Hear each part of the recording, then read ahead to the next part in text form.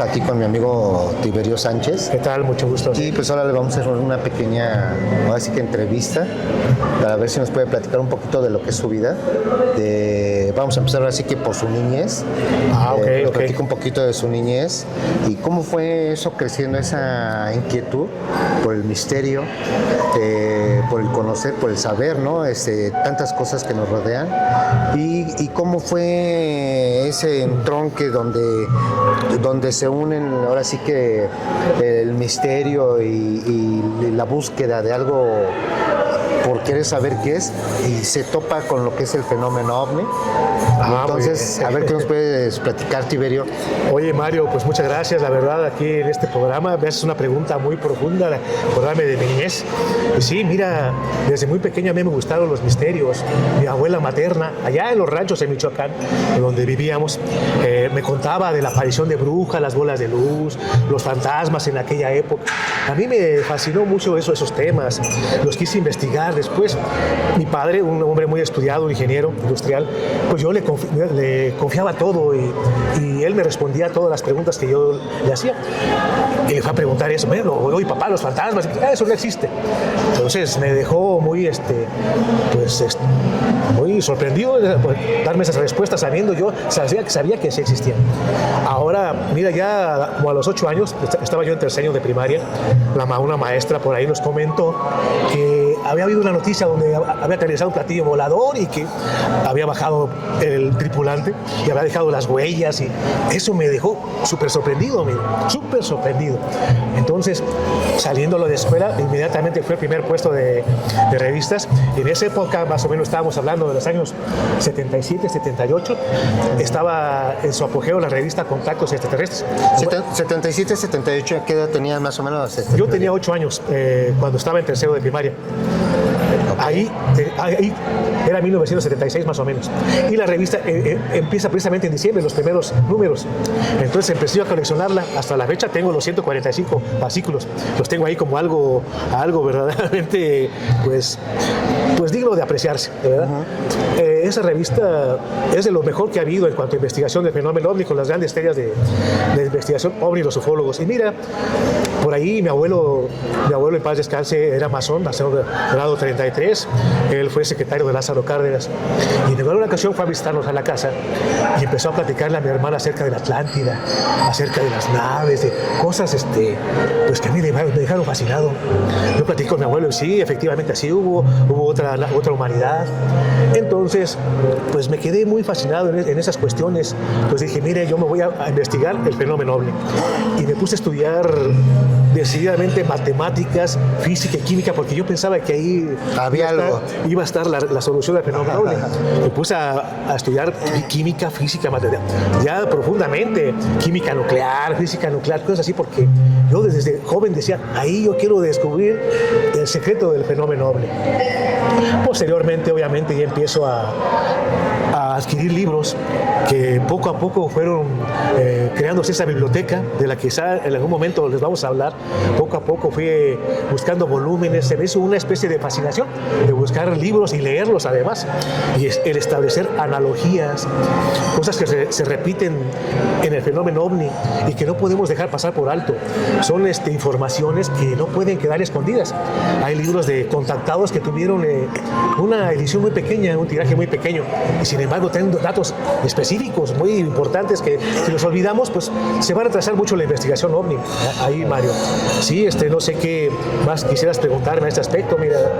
Bueno, ahorita que estás tocando, por ejemplo, ¿de qué manera tú te das cuenta o te dice tu papá que él es masón? Sí, es mi abuelo.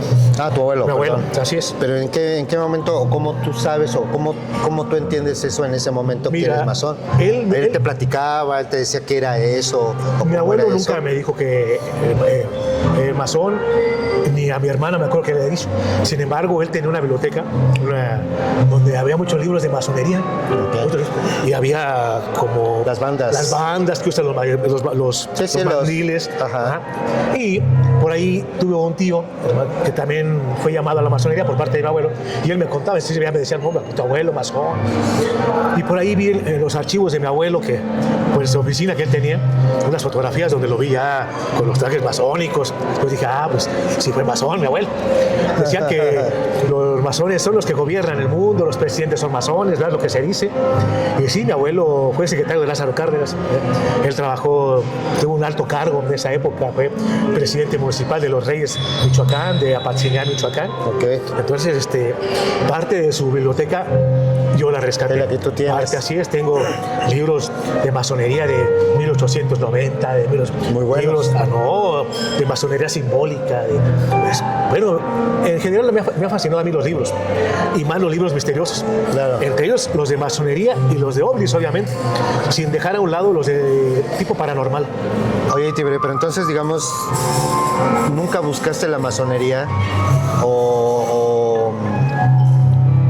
Bueno, nunca, o te llamaron, nunca te llamaron, o buscaste. Mira, qué importante pregunta me haces. Mira, ese tío que fue masón me dijo un día, me habló, me dijo, mira, si quieres, me vio muy interesado porque le hablé yo de esos temas. Me dijo, mira, tú puedes entrar a la masonería y tienes paso directo, porque tenemos una tradición familiar. Como el abuelo fue masón, tienes pase directo. Dice, hay un camino probatorio, te prueban un momento, pero tú tienes el pase directo. Y dije yo, pues en algún momento voy a entrar. Aquí en Ciudad de México, dije, ahora sí, pero ¿cómo le haré? Les pregunto, ¿quiere ser masón o cómo? Entonces fui a buscar la gran masonería aquí en la calle de Sadi Carnot, y fui, pues sí, vi el edificio ahí, las puertas cerradas, y ¿qué les digo? Quiero ser masón, no entendía cómo, y le empecé a dar vueltas al asunto, ahí y al asunto. Sí, ¿no? Al edificio, vueltas y vueltas, ya unos señores taqueros ya me veían raro, ¿no? Pues, ¿qué trae ya me retiré. Dicen que todo llega a su momento. Yo proseguí mis investigaciones acerca de cosas esotéricas, incluso ocultistas, que están relacionadas con el fenómeno, cuidado. Y hice una biblioteca por ahí esotérica de la gran maestra ascendida Madame Blavatsky, de Annie Besant, de todo lo que es la sociedad teosófica, de la sociedad Rosacruz. Y en algún momento di con una sociedad secreta, que fui a la ciudad de Morelia, di con una sociedad secreta que se llama la Gnosis, que ahora ya no son secretas, son más bien discretas. Y regresé a Ciudad de México a buscarla y nunca la encontré. Hasta que un día en un auto abandonado había un talón ahí, un volante hecho chicharrón, porque era época de lluvias. Se me ocurrió sacarlo y era la invitación a ese lugar. Yo llegué y les pregunto, oiga, ¿por qué es que dicen, nosotros no nos anunciamos? Aquí llega el que tiene que llegar. Y dije, caray. Es lo que te vaya a decir, ¿no? ¿Ah, sí? Qué coincidencia. Así, ¿no? Es. Pero fíjate, de un volante en un coche abandonado, ahí en el parabrisas estaba ahí, hecho polvo, así con tierra. Y no sé por qué me dio por agarrarlo a ver qué decía. Dije, esto es lo que yo estaba buscando y nunca lo encontré. Yo encontré otras cosas muy raras. En aquella época era la sección amarilla, ¿te acuerdas? Ajá. Y había la Sociedad para la Fraternidad Mundial y cosas así extraordinarias. Pero nunca encontré la Gnosis. A ese momento ya pues ingresé a la Gnosis. No era lo que yo imaginaba. Pero sí, poco a poco las primeras clases son de una cámara pública. Te dan dando los conocimientos de psicología esotérica. Después ya vienen los lados ocultistas de los grandes misterios, el significado de los sueños, la alquimia, piramidología, temas fascinantes que también trata la masonería. Y después ya vienen grados muy superiores, donde ya se te pide guardar ciertos secretos que ocurre en la masonería, lo que es la iniciación. En la iniciación, obviamente, a uno hace ciertos juramentos de qué puedes hablar y qué no puedes hablar, porque el conocimiento tiene poder, déjame decirte. La palabra y el conocimiento tiene poder.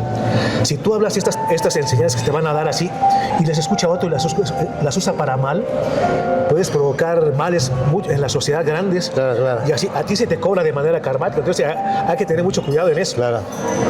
Y mira, dentro de esa sociedad había unas cátedras acerca de ufología. Okay. Ufología. El maestro ascendido a que lleva la gnosis en este momento el maestro Samael, el Samael Aung, que él tuvo un contacto aquí en el desierto de los Leones. Okay. Que él llegó ahí bajo una nave, de repente ahí estando ahí solo ahí, y salió pues un ser ahí, que decía venir de Marte. Okay. Y este ser le dijo llamarse Tagi. ¿Tague? Tagi. Lo curioso es que yo investigando, ya por ahí hubo otro contactado aquí en México, que se llamaba Narciso Genovés, que escribió un libro muy interesante que se llama Yo he estado en Marte. Si llegamos a este tema de la época de la biblioteca ufológica, se los voy a mostrar. No se lo pueden perder, los materiales tan importantes e impresionantes que tenemos. Ese libro, Yo he estado en Marte, dice Narciso Genovés que supuestamente hay una ciudad científica en Sudamérica dedicada al estudio del fenómeno ovni, que está financiada por reyes en secreto y grandes industriales y altos científicos, basados en la enseñanza de un tal Guillermo Marconi. Guillermo Marconi es un físico a la altura de Tesla, ¿eh? Él, con pura energía electromagnética, pudo iluminar toda la ciudad de Sydney en Australia, imagínense, desde lejos, con puro electromagnetismo, sin pagar un solo. Entonces, por ahí, pues las grandes mafias lo bloquearon, porque pues, sí, era energía gratis, encender toda una ciudad con pura energía electromagnética y a dar energía lumínica. Entonces, él dice que contactó un 12 de abril de 1956, aterrizaron las naves en la ciudad científica y bajó un capitán de una nave llamado Tagi. A ver, dime. Por ahí, pues, a ver, son cosas que tú vas encontrando cuando vas investigando en los libros. Sí. Por aquí en México hubo una contactada, la señora María del Socorro Pérez Farfán, mejor conocida como Marla. Ella también contactó supuestamente con seres pleiadianos. Vamos a mostrarle el libro donde está su historia del investigador Carlos Ortiz de la Huerta, que fue el creador aquí del Instituto de Investigaciones Parapsicológicas de México. Él investigó su caso, la fue a entrevistar y dice ella que uno de los seres que lo contactó se llamaba Tagi, igual Tagi. Y la gente, nada más que cuestiones tan interesantes se puede uno ir encontrando, investigando, ya aquí de salón, investigación de salón, porque posteriormente también es investigación de campo, allá en los cerros de Michoacán, allá donde mi familia tiene un rancho en Michoacán, rancho de mango, de huertas de mango, muy bonito, y está en alto, abajo se ven los volcanes. De hecho el rancho se llama El Mirador, ahí municipio de Nuevo Lecho, está entre Uruapan y Apatzingán.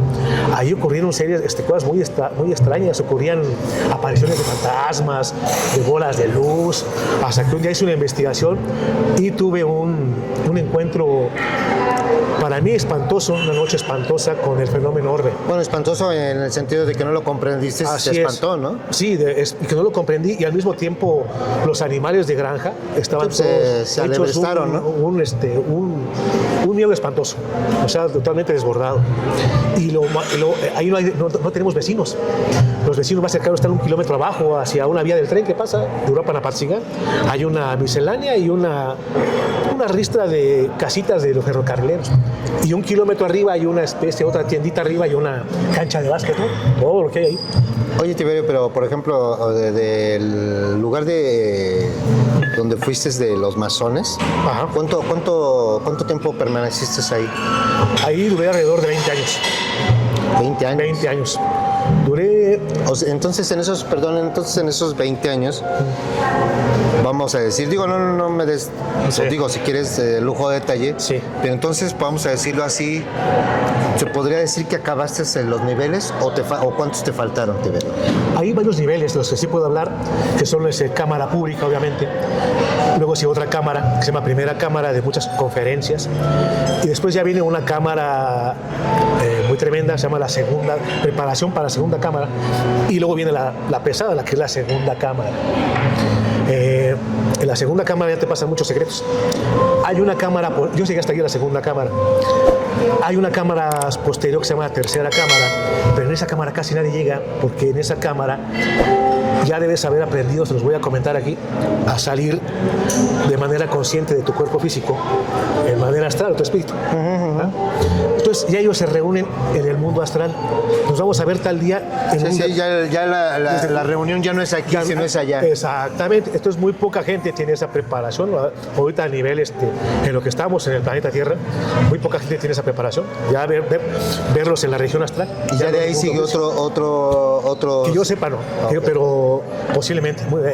Ya son cosas que a los de segunda cámara tenemos una idea, pero no se nos da mucha información. No se nos hasta comunica. El momento. Está prohibidísimo incluso que niveles superiores te hablen de varios secretos a niveles inferiores. Está prohibidísimo ahí.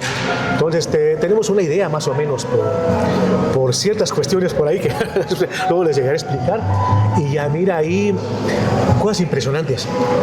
Fuimos a Coahuila, a una especie de monasterio subterráneo, donde pues yo vi que ocurrieron cosas, digamos, espectaculares en el sentido de, podríamos llamar la corriente del espiritismo, corriente del espiritismo, y otras que a mí me contaron, había ciertas facciones de la gnosis que ellos hacían ciertas invocaciones para que aparecieran los ovnis. Okay. Ajá. A mí me contaron, no estuve yo, un tío mío que estaba en esa cuestión, me contó, mira, llegamos, hacemos los mantras, las invocaciones, y aparece la nave triangular, así moviéndose, que para él fue una experiencia, me imagino que es una experiencia pues totalmente que le cambió la vida. Yo no me imagino, y eso me lleva a mí a especulaciones muy profundas acerca de la naturaleza del fenómeno ovni, que no se rige por nuestra lógica humana, porque mira, sería absurdo decir, mira, fulanito está hablando a los de aquel planeta, y los de aquí, ay, mira, fulanito nos está hablando, vamos todos con esas naves porque nos están hablando fulanito. Pues es absurdo, ¿verdad? Que vienen de tal planeta. Sin embargo, parece que obedecen a invocaciones como los espíritus. Cuando uno invoca a los espíritus aparecen. Entonces parece que nuestro universo nos tiene misterios fascinantes, Mario. El fenómeno ovni entre ellos. Y a través de mis estudios y los libros que empecé a coleccionar y las informaciones que me dieron ahí precisamente, empecé a unir, a sintetizar, y a la gente le gustó mucho cuando vienen las relaciones del ovni los ovnis con el espiritismo. La gente dice, por ahí va la cosa, sí, por ahí va la cosa. Dije, pues sí, ¿cómo es posible que, por ejemplo, Sixto Paz, que contactó con seres de Ganímedes, que es una de las lunas de Júpiter, contactó por medio de un sistema parecido a la Ouija llamado escritura automática? Él pretendía comunicarse con los muertos, y de repente empieza a hablar un supuesto ser de Ganímedes llamado Ojalk. Oye, Tiberio, pero por ejemplo, mira, yo creo que, no sé, es una opinión y un punto de vista, porque mira, por ejemplo, tú dices que Sixto Paz utilizó un mecanismo, sí, tipo Ouija, sí, y casi por lo regular, casi todos es lo mismo. Bueno, yo pienso que no podemos decir que todo es lo mismo, pero es parecido, porque por ejemplo, la escritura automática, la Ouija se basa a invocaciones en algunos casos, porque no todos manejan la Ouija igual. Hay gente que la Ouija hace invocaciones, hay gente que dice que hagan una cadena, hay otras gentes que dicen que que te concentres ahí, etcétera, ¿no? Y se abre el portal. A final de cuentas se abre un portal, ¿okay? Eso es, de una o de otra manera, pero se abre un portal. Secreto, sí es. O sea, hay mecanismos, pero se abre un portal. Entonces voy a esto. Si Sixto Paz a base de escritura. La otra conexión pues es a base de la mente, lo que es la telepatía. Otra manera de comunicarse pues es como por ejemplo yo agarro y les pido allá arriba algo y todo está es un conjunto con la mente, y la respuesta se recibe tanto con la mente como visual. Visual, ¿por qué? Porque es para la gente que claro, para que vea, para que lo pueda comprender. Entonces, un sí, ponme, dame una luz roja, ¿no? O un no, tal color. Entonces me están contestando que es lo mismo que el sí, ¿no? Del contexto de la tabla. De la tabla Ouija. ¿Estamos de acuerdo? Entonces, a final de cuentas, es una manera de ir entendiendo de una u otra manera. Llámese mental, llámese visual, llámese frecuencial, llámese como sea. Sí. El mecanismo es el mismo. Pero lo que voy es a que no puede ser que sea lo mismo. A eso voy. Puede que sí, A eso voy, mira. puede que no. El mecanismo es efectivamente el mismo. Ahora, ¿en qué varía? Varía en la seriedad con la que tú hagas Tus la cosas. invocación Así o abras el portal. La seriedad. Si tú muy seriamente pones manteles blancos, te pones incienso, flores, de manera muy seria pides la frecuencia vibratoria, atraer a series de frecuencia vibratoria parecida, que sean unas series de, digamos, no de luz, pero ya series de cierta evolución. Si tú agarras la ouija, vamos a jugar y vas a traer espíritus burlones, mentirosos, de los chocarreros que hablan. Ajá. De acuerdo a la seriedad con la que tú hagas, atraes ese tipo de... Bueno. el mecanismo es el mismo. Bueno, voy a lo mismo. Es Sí. como cuando una gente hace. Te voy a poner un ejemplo. Está como la gente que luego se hace preguntas por qué sucede algo. Y supongamos que hacen, como dices tú, una seriedad, todo Sí, esto, claro, todo lo sí. otro. Pero el punto no es que nada más es la seriedad, es lo que eres tú internamente. No, por supuesto. Entonces, Es la frecuencia vibratoria, sí. exacto. Entonces tú podrás hacer muy arreglado, Sí. muy serio, hablar muy serio y todo, pero interiormente estás podrido y pues eso es lo que vas a jalar, ¿no? Sí, pues claro, no, sin duda. Acabas de comentar otro punto que es la mente. ¿Cómo vas a abrir los portales? Pues con la mente. Es con la mente. Ahora depende de tu estado, ¿verdad? Como de tu frecuencia vibratoria. Si eres muy malandro, no eres no tan malandro, ahí más o menos vas a traer a las gentes de ese tipo de frecuencia Sí, sí, sí. vibratoria. Hay gente que es media malandrona y atrae espíritus que incluso les meten y tienen convulsiones cuando están. No es muy recomendable, incluso los sistemas como la Ouija, que los practique cualquiera. Yo no lo recomendaría, pero bueno, así se han hecho. De hecho, yo siempre he pensado esto, Tiberio. Digo, yo puedo ver cosas, escuchar, etcétera, y se abren los portales. Pero sin embargo, yo opino lo mismo, Tiberio. No puedes utilizar la Ouija porque no tienes el conocimiento. Así es. Ese es el punto. Sí. No tienes el conocimiento capaz, ni tampoco tienes el grado vibratorio Así. para poderte defender. Y generalmente la gente que va a usar una Ouija la hace casi por juego, por curiosidad. Ajá. Y no sabe a qué se va a enfrentar realmente. Ajá. Otra cosa, mira, eso funciona como una computadora. Si abres un portal hay que cerrarlo. Claro. Después de una sesión se debe cerrar con ciertos cierres especiales. ¿Ah? La gente juega la Ouija y ya, ahí dale, la dejan y queda el portal abierto, es muy peligroso. Mucha gente dice, después de jugar la Ouija se empezó a subir el muerto y a tener visitantes de dormitorio, ese tipo de cosas. Entonces, y que lo sigue una especie de espíritu. Sí. Es muy importante saber usarla, como estás diciendo. Sí, sí. Eso así como juego, porque es muy... No, y es que deja eso de saber manejar, es que debes de saber manejar la energía, Claro. debes de saber qué es lo que estás viendo, lo que estás escuchando, quién está entrando, Así es. ajá, o a quién más bien le abres la puerta, Ajá. y aparte de eso, pues tener tú de alguna manera el conocimiento y la fuerza vibratoria como para poder entrar a esos terrenos. Definitivamente. ¿Y quién hace eso? Nadie. Nadie. Hay maestros ya especializados que sí, ya con una mente que la ponen en blanco, ya una vibración, que gente buena en el sentido más o menos promedio, una gente buena, pone música clásica de los clásicos de Beethoven para la frecuencia vibratoria, aromatiza el ambiente con un poco de incienso. Lo que piden es para los demás, no para como cosas no egoístas. De hecho, te voy a decir una cosa, yo pienso que una lucha con ese tipo de entidades que entran en los portales de lo que es la Ouija, fíjate lo que te voy a decir, ¿eh? Es exactamente lo mismo que sucede cuando tienes una pelea en el astral. En el astral hay que recordar que en el astral, cuando tú ya eres consciente, haces y deshaces. Sí. O sea, puedes estar enfrente del ser que te quiera hacer un daño, un ejemplo, y tú puedes lanzar tu brazo aunque él esté a 2 metros y tu brazo va a alcanzarlo. Sí, claro. ¿Me explicó? Se jala uno en la mente, sí. Entonces la mente es tan poderosa Sí. que esa es la manera en la que en el astral se maneja cuando eres consciente. Claro. ¿Ok? Ahora. Sí, tú has dicho que cuando eres consciente. Exacto. Y cuando ese ser ese ser está consciente de dónde está y quién es. ¿Me explicó? Claro. Entonces, por eso a esas entidades se les hace muy fácil el espantarte, el moverte un objeto, etcétera, muchas cosas, porque ellos están en ese plano. Son de ese plano, sí. Que tú no puedes manejar.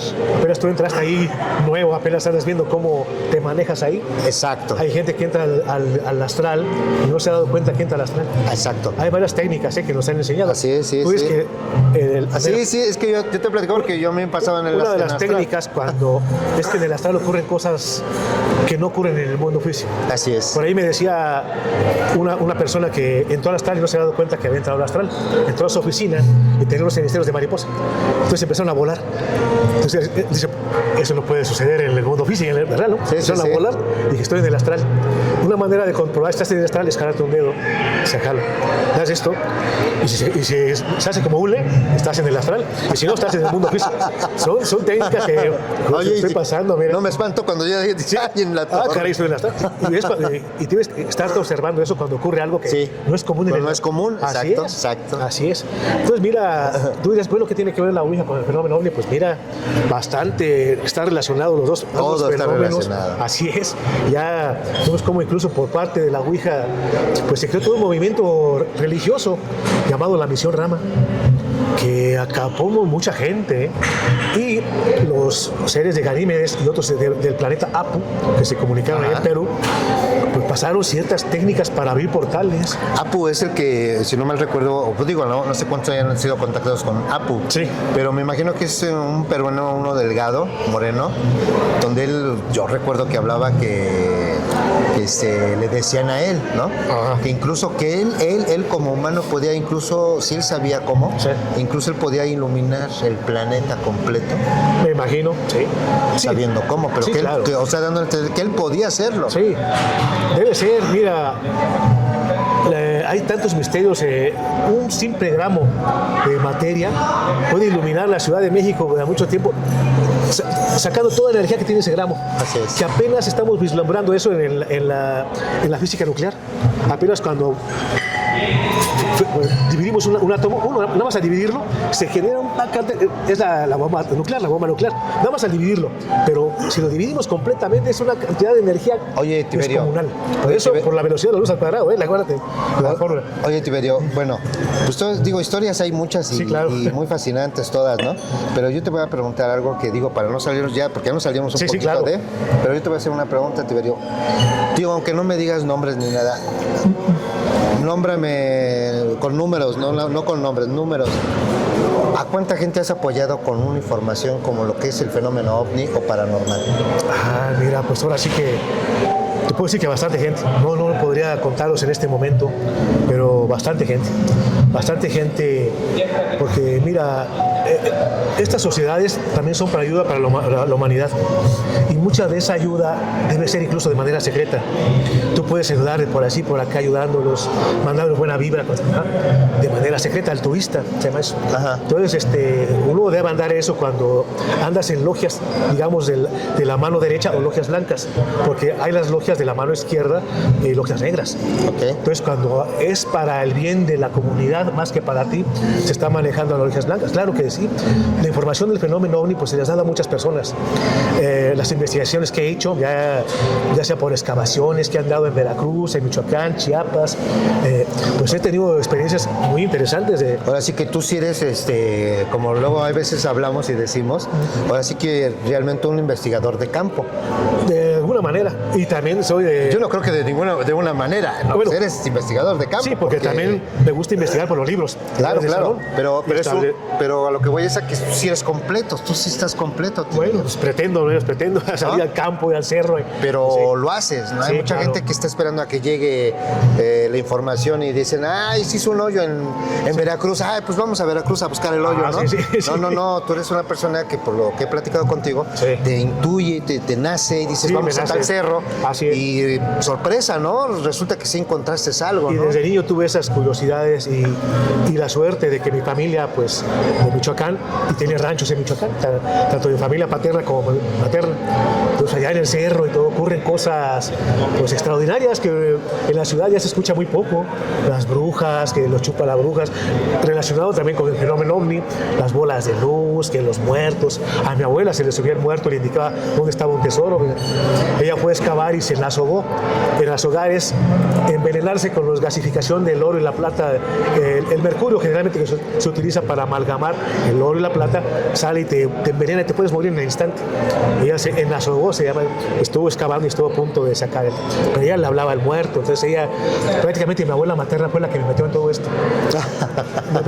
Luego la regañaban, ya no le esté contando. Ya no le esté contando. Sí, me contaba sus experiencias y ella tenía capacidades incluso de mediúmicas, mi abuela.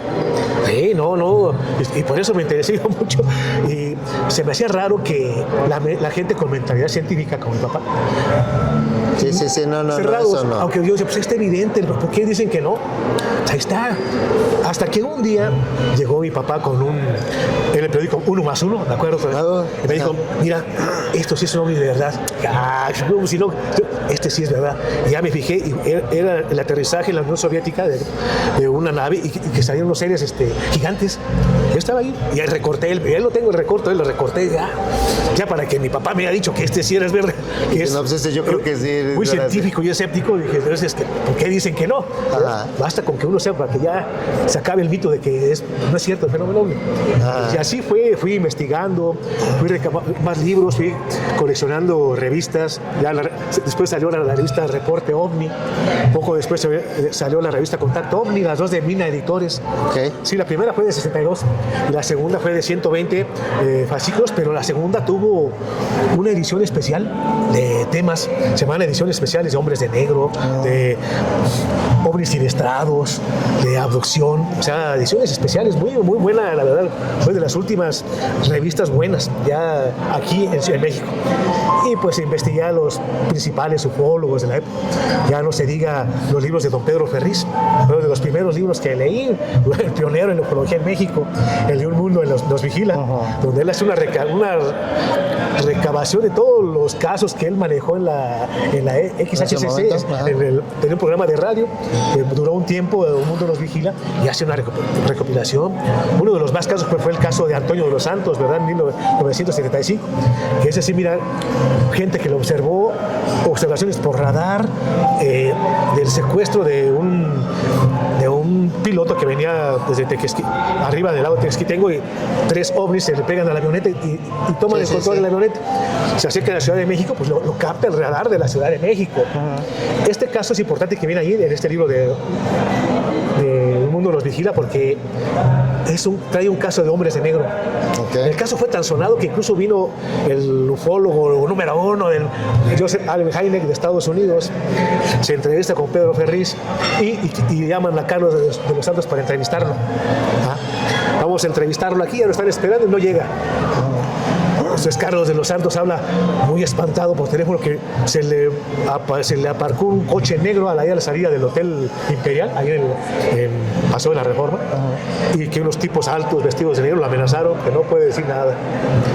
Y sí, ya les dice eso a Pedro Ferriz le comenta a Jaime, y Jaime lo curioso es que no se sorprende, dice, efectivamente ya lo ganaron los hombres de negro.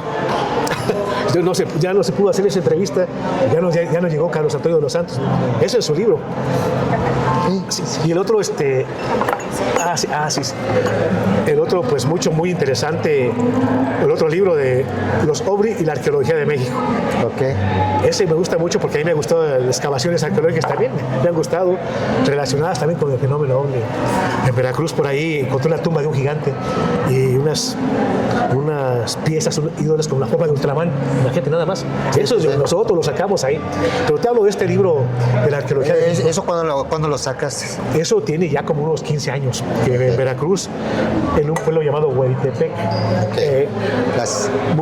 casi llegando a Tecolutla, hay una desviación por ahí de 1 hora de pura terracería, llegas al pueblito de Hueytepec, y ahí pues hay muchos misterios también ahí en Veracruz. Qué bárbaro, la gente que me contaba, no, que aquí ya tenías ovnis, y mira ahí por los cerritos, entonces yo fui al área de los cerritos y veo que están formadas los cerritos.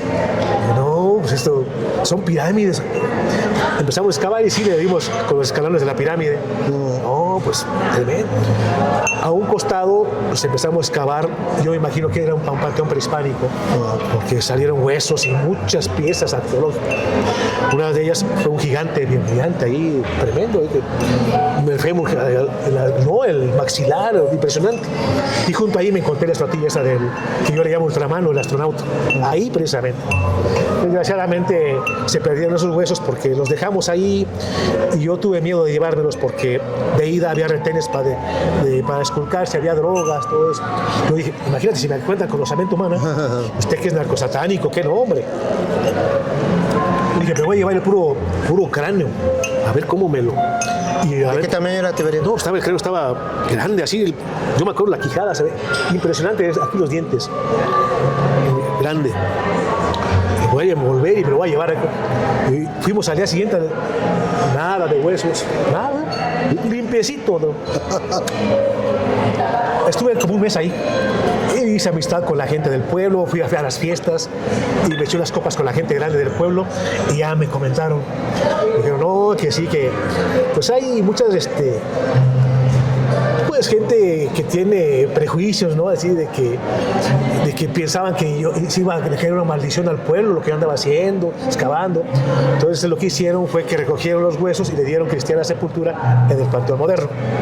Pero me contaron, pues hicimos eso porque vaya a caer una maldición al pueblo por andar molestando a los ancestros. Y bueno, también pues, se perdió esa evidencia tan importante de un gigante, pero ahí tengo la estatuilla. Bueno, en ese entonces te iba a decir, pues ni fotos ni nada. Sí tengo, bueno. Pero de la cabeza. No le saqué fotos, sí tenía la cámara. Sí, no. Híjole, sí. Sí, fue como a los 3 años me habló una señora, porque eso lo publiqué en Facebook, esas investigaciones de campo. Ajá. Como a mucha gente de Hueytepec, de ahí del pueblo, le gustó mucho las investigaciones que andaba haciendo. Me señalaron de que yo andaba alborotando el pueblo, que siempre que iba yo alborotaba el pueblo de las investigaciones que andaba haciendo. Sí, ahí me andaban allá acusando que alborotaba yo el pueblo. Y como a los 2 o 3 años me habló una señora que precisamente ella hizo su casa cerca de los cerritos. Ajá. Y empezaron a hacer los cimientos y encontró una estatuilla casi idéntica a la del Ultraman, igualita. Y dice, mire señor, ahí lo tengo también publicado, mire, encontré una igualita a la de usted. Pues sí, no es igualita, pero es la misma hechura. Igual, tienen la cresta, unas tienen como audífonos, ¿verdad? Como audífonos, otra cosa aquí. Yo le he preguntado a varios arqueólogos, bueno, ¿qué es esto? Dice, no, pues quién sabe, parece una escafandra, dice, pero quién sabe qué será. ¿Sí? Ahí están los misterios. Estábamos hablando del libro de los ovnis de la arqueología de México. ¿Qué libro? Él descubre que los centros ceremoniales están alineados. Ajá. Esa es una línea de aquí, de Teotihuacán para acá, con Azatula, están en líneas. Entonces parece que hay lugares energéticos. Entonces él hace una observación que esas líneas son rutas que siguen los ovnis. Y que por eso mismo se hicieron las pirámides, porque son como rutas de líneas energéticas del planeta. Sí. Él empieza a hacer esas observaciones. Ajá. Ya los chinos sabían de eso, ¿no? Les llamaban las rutas del dragón. Okay. Entonces, dice, pues por eso se aparece seguido en los lugares arqueológicos, porque son puntos que son de una carretera que usan los hombres, algo así, mira qué cosa. Eso es de un mapa, ¿no? Un mapa ahí, ¿no? Todo eso, miren, ¿no? Así es. Todo eso es investigaciones de él, todo eso se los vamos a comentar ahora, si es posible. Vamos a hacer ese, yo creo, único programa que, si tenemos la primicia, de desmenuzar libros de ufología, libros de ovnis, libros antiguos ahí que tienen una información, pues impresionante, la verdad, que deberán aplicar a los nuevos ufólogos. Mira, hay estos cimientos de información que no queda olvidada. Sí, libros tan impresionantes como ese de los misteriosos platillos voladores. O sea que sí puede ser, ahora sí que sí se puede decir que aquí se va a ver o se va a escuchar totalmente algo fuera de lo común. Así es. Que se habla en la ufología.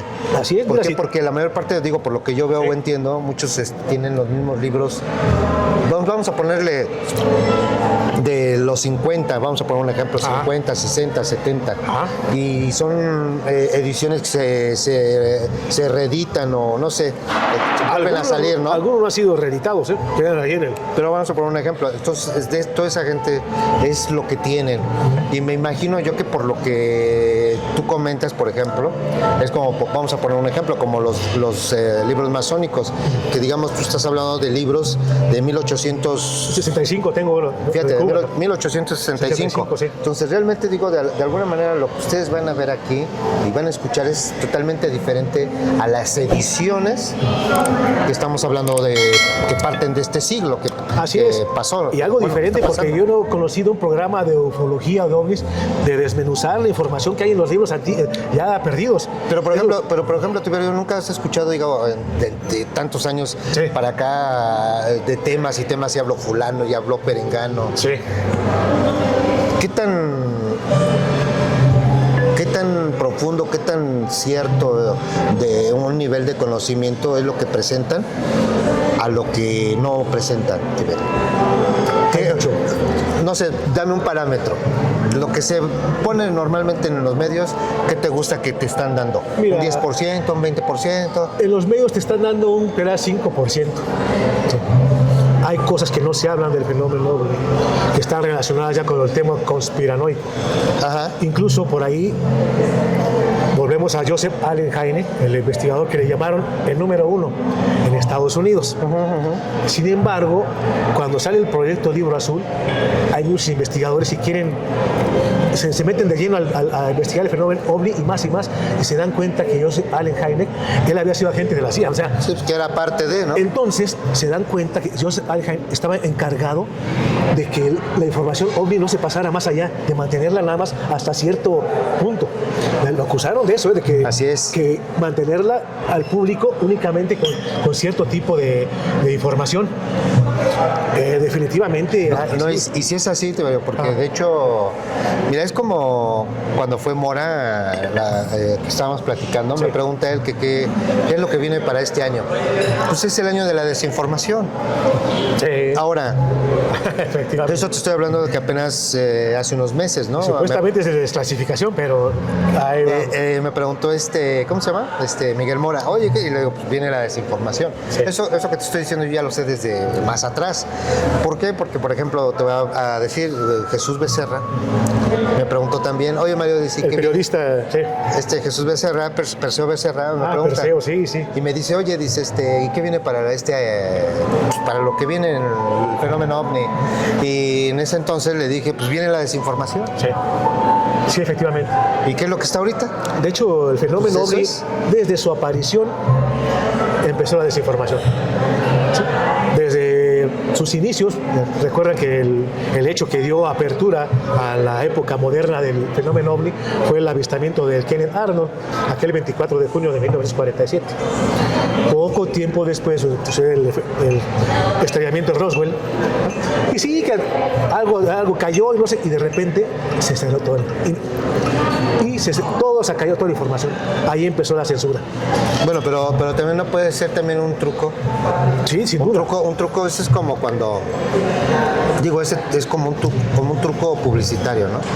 Imagínate que primero pegas el grito y dices, ¡ay, esto! Y luego lo ocultas. Que se cayó algo, sí. Entonces haces que la gente se interese e investigue. Así es. Y se empiezan a crear mitos, historias, sí, etcétera. Pero tantos mitos que se creó una desinformación total del fenómeno. Por ahí vienen ya las cuestiones conspiranoicas ya de los 50 de que supuestamente el presidente David Eisenhower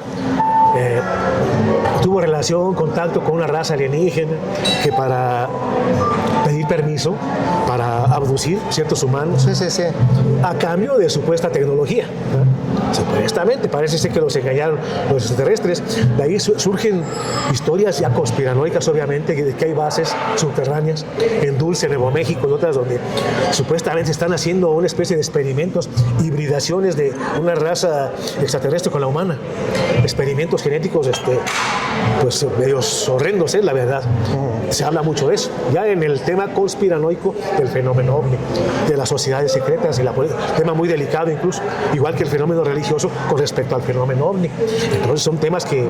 Sí, pero yo me refería, por ejemplo, cuando, mira, por ejemplo, hay una persona que, digamos, te habla, no sé, en un programa, ya sea un investigador, ya sea un escritor, ya sea X, sí, que digo, de alguna manera estén sobre del tema. Pero lo que voy es qué tanto puede uno darse cuenta del conocimiento y de lo que te expresa en una información, el grado de conocimiento. O sea, yo lo digo, por ejemplo, si tú tienes un libro de, no sé, de 1860, sí, me imagino y creo yo que pues deben de venir muchas cosas que se van perdiendo con el tiempo.